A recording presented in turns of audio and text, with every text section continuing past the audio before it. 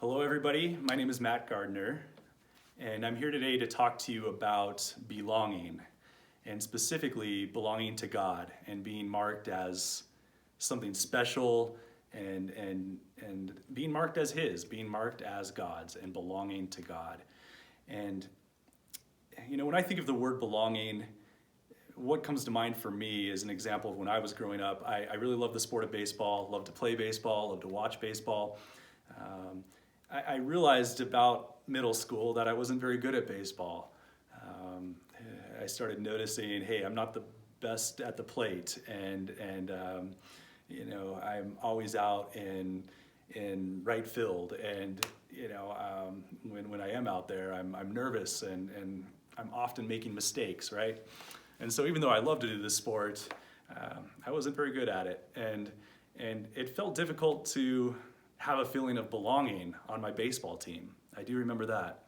I kept thinking, I don't feel like I fit in well here because I'm not good enough. I don't have a particular good set of skills. I'm not good with my baseball bat. I'm not good with my glove. And so it's hard for me to feel like I fit in well.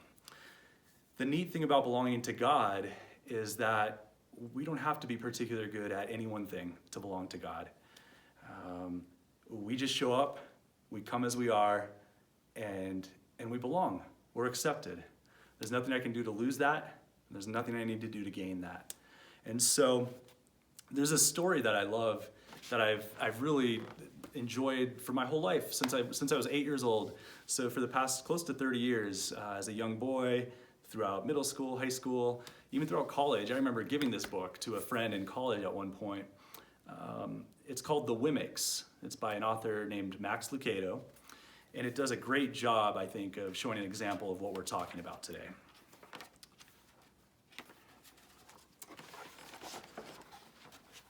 The Wemmicks were small wooden people. All of the wooden people were carved by a woodworker named Eli. His workshop sat on a hill overlooking their village. Each Wemmick was different. Some had big noses, others had large eyes. Some were tall, others were short. Some wore hats, others wore coats. But all were made by the same wood carver, and all lived in the village. And all day, every day, the Wemmicks did the same thing. They gave each other stickers. Each Wemmick had a box of golden star stickers and a box of gray dot stickers. Up and down the streets, all over the city, people spent their days sticking stars or dots on one another. The pretty ones, those with smooth wood and fine paint, always got stars. But if the wood was rough or the paint was chipped, the Wemmicks gave out dots. The talented ones got stars too. Some could lift big sticks high above their heads. Others could sing pretty songs or jump over big boxes. Everyone gave them stars. Some Wemmicks had stars all over them, so every time they got a star, it made them feel so good, it made them want to do something else that would give them another star. Others, though, could do little, and they got dots. Punchinello was one of these. He tried to jump high like the others, but he always fell. And when he fell, the others would gather around and give him dots. Sometimes when he fell, his wood got scratched, so the Wemmicks would give him even more dots. And then he would try to explain why he fell, say something silly. The Wemmicks would give him even more dots. So after a while, he had so many dots that he didn't want to go outside. He was afraid he would do something silly, such as forget his hat or step in the water, and then the people would give him another dot. In fact, he had so many gray dots that some people would come up and give him one for no reason at all. He deserves lots of dots, the wooden people would say. He's not a very good Wemmick. After a while, Punchinello believed them. I'm not a good Wemmick, he would say to himself. One day, he met a Wemmick who was unlike any he had ever met. She had no dots and she had no stars. She was just wooden. Her name was Lucia. It wasn't that people didn't try to give her stickers, it's just that the stickers didn't stick.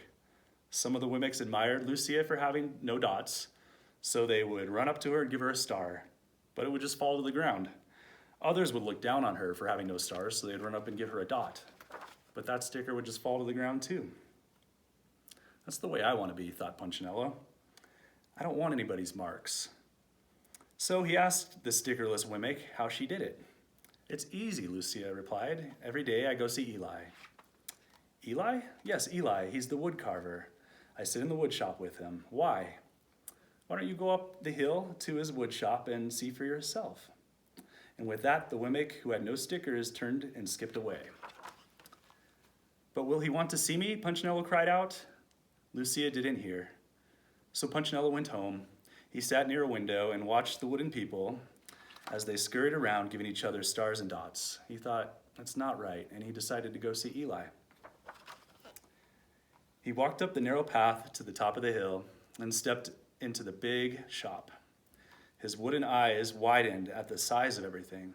The stool was as tall as he was. He had to stretch on his tiptoes to see the top of the workbench. A hammer was as long as his arm. Punchinello swallowed hard. "I'm not staying here," he said to himself, and turned to leave. But then he heard his name. "Punchinello." The voice was deep and strong. Punchinello stopped. "Punchinello, how good to see you. Come in, let me have a look at you." Punchinello turned slowly and looked at the large, bearded craftsman. "You know my name?" said Punchinello.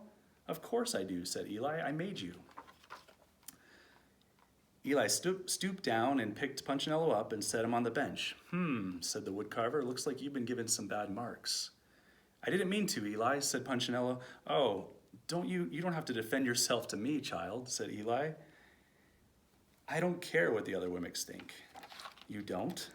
"No, and you shouldn't either. All that matters is what I think, and I think you're pretty special." Punchinello laughed. "Me? Special? Why?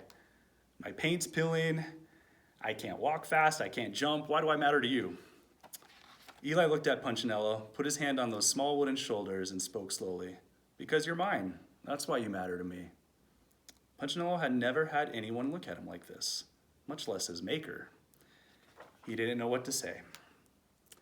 "Every day I've been hoping you'd come by," Eli explained. "I came because I met someone who has no marks," said Punchinello. "Why don't the stickers stick on her?" The maker spoke softly.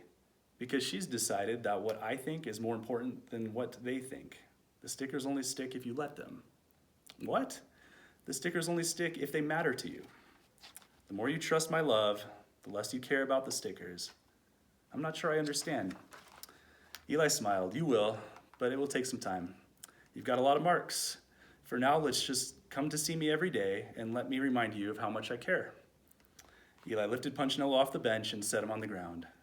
"Remember," Eli said as Punchinello walked out the door, "you are special because I made you, and I don't make mistakes." Punchinello didn't stop, but in his heart, he thought, "I think he really means that." And when he did, a dot fell to the ground. So the Wemmicks is a great example of how we belong to God. In this book, Eli, the woodcarver, is like God, and we're like Punchinello. And there's nothing we need to do to earn his love. He loves us just for the fact that we are his.